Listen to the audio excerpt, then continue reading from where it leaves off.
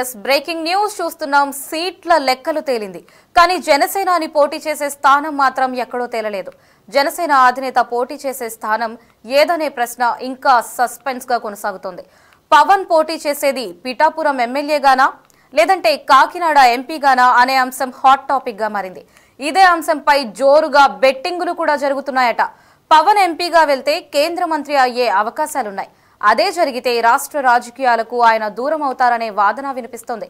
ఏపీలో కూటమి అధికారంలోకి వస్తే పవన్ ఎమ్మెల్యేగా లేకపోతే ఎలా అనే వాదన కూడా వినిపిస్తోంది.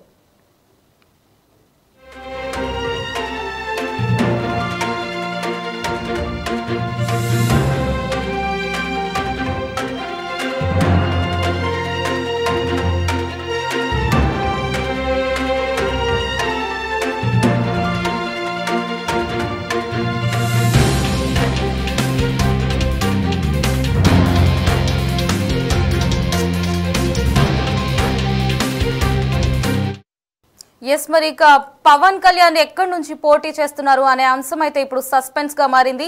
దీనికి సంబంధించి కొన్ని బెట్టింగ్లు కూడా జరుగుతున్నాయి. ఇక ఇదే అంశానికి సంబంధించి మరింత సమాచారాన్ని రామకృష్ణ అందిస్తారు. రామకృష్ణ చెప్పండి.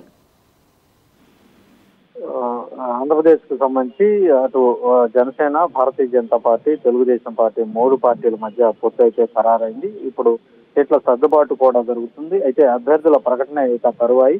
అయితే ప్రస్తుతం జనసేన అధినేత పవన్ కళ్యాణ్ ఎక్కడి నుంచి పోటీ చేయబోతున్నారనే దాని మీద ప్రస్తుతం రాష్ట్ర వ్యాప్తంగా కూడా చర్చ జరుగుతున్నటువంటి పరిస్థితి. ఆయన అసెంబ్లీకి పోటీ చేస్తారా లేదంటే పార్లమెంటుకు పోటీ చేస్తారా అనేది ఇప్పుడు సందిగ్ధత నెలకొంది. ప్రధానంగా గత కొద్ది రోజులుగా ఆయన దేవవరం నుంచి పోటీ చేయబోతున్నారన్నటువంటి ప్రచారం అయితే జరిగింది. అయితే ప్రస్తుతం అయితే పిఠాపురం నుంచి పవన్ కళ్యాణ్ అసెంబ్లీకి పోటీ చేయబోతున్నారన్నది అయితే ప్రస్తుతం అయితే చర్చ నడుస్తుంది. మరోవైపు కాకినాడ ఎంపీగా కూడా ఆయన పోటీ చేయబోతా ఉన్నారు. ఎంపీగా గెలిచి ఆయన కేంద్ర రాజకీయాల్లోకి వెళ్ళబోతున్నారు. అక్కడ ఆయనకు కేంద్ర మంత్రి పదవి కూడా అప్పగించే అవకాశం ఉన్నట్లు చర్చ నడుస్తా ఉంది. మరోవైపు చూసుకున్నట్లయితే ఎంపీగా పోటీ చేసి కేంద్ర రాజకీయాల్లోకి ఆయనకు వెళ్తే రాష్ట్ర రాజకీయాలకు ఆయన దూరం అవుతారన్నటువంటి వాదన కూడా వినిపిస్తున్నటువంటి పరిస్థితి అయితే ఉంది. మరోవైపు ఈ పవన్ కళ్యాణ్ ఎక్కడి నుంచి పోటీ చేయబోతా ఉన్నారు దాని మీద బెట్టింగ్లు అయితే కొనసాగుతున్నటువంటి పరిస్థితి అయితే కనిపిస్తా ఉంది.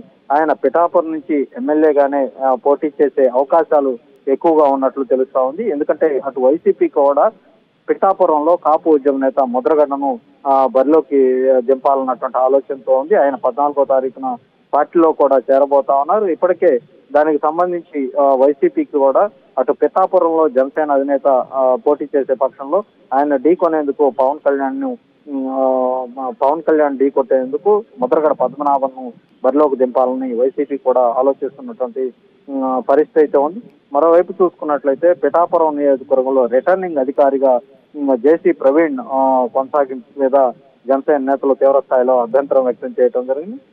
దాదాపు 4 ఏళ్లుగా జేసీ ప్రవీణ్ అక్కడే కొనసాగుతా ఉన్నారు. ఆయన రిటర్నింగ్ అధికారిగా నియమించడం సరైనది కాదని కూడా జనసేన నేతలు ఫిర్యాదు చేయడంతో ప్రస్తుతం అయితే ఉమ్మడి తూర్పుగోదావరి జిల్లాలో పనిచేసిన జేసీని తిరిగి అక్కడ కొనసాగించడం మీద వాళ్ళంతా కూడా అభ్యంతరం వ్యక్తం చేయడంతో ప్రస్తుతం ఆయన్ని బదిలీ చేయడం జరిగింది. కాకినాడకు సంబంధించి నూతన జాయింట్ కలెక్టర్ గా ఎస్ రామచంద్రారెడ్డిని నియమించడం కూడా జరిగింది. ఏదేమైనప్పటికీ కూడా పవన్ కళ్యాణ్ అయితే అటు అసెంబ్లీకి ఇటు పార్లమెంటుకు రెండింటి నుంచి కూడా పోటీ చేసే అవకాశాలు ఉన్నట్లయితే తెలుస్తా ఉంది. ఎస్ మరి రామకృష్ణ, ఇప్పుడు మనం పవన్ కళ్యాణ్ గనక చూసుకుంటే ఇంతకు ముందు ఉన్న రాజకీయాలతో పోల్చుకుంటే అంత హైలీ నాలెడ్జ్ ఉన్న వ్యక్తి అయితే కాదు. మరి ఇప్పుడు 2 స్థానాల్లో పోటీ చేయడం వల్ల పవన్ కళ్యాణ్ కి జరిగే పాజిటివిటీ ఏంటి? అలాగే ఇంతకు ముందు మనం చూస్తే 3 ఎంపీ స్థానాలు జనసేనకి ఇస్తాము అని చెప్పారు. మరి ఇప్పుడు బీజేపీ అడగడంతో జనసేన ఎందుకు కిందకి దిగొచ్చింది? జనసేన ఒక రకంగా చెప్పాలంటే బలమైనటువంటి నియోజకవర్గాలను ఇప్పటికే ఆశించింది. అయితే కొన్ని స్థానాల్లో భారతీయ జనతా పార్టీ తొలి నుంచి కూడా భారతీయ జనతా పార్టీ తోటి మంచి సన్నిహిత సంబంధాలు ఉండటంతో ఈ క్రమంలోనే భారతీయ జనతా పార్టీకి తనకు ఇచ్చినటువంటి అసెంబ్లీ స్థానాల్లో కూడా కొన్నింటిని బీజేపీకి ఇవ్వటం జరిగింది. ఒక రకంగా త్యాగం చేశారనే చెప్పాలి. ఇది పవన్ కళ్యాణ్ కు సంబంధించి ఆయన ఒక రకంగా చెప్పాలంటే భారతీయ జనతా పార్టీతో పొత్తు ఎక్కడా కూడా విచ్ఛిన్నం జరగకూడదు అన్నటువంటి ఏకైక ఆలోచనతోనే ఆయన ఇదంతా కూడా చేసినట్లు మనకు తెలుస్తా ఉంది. Thank you Ramakrishna.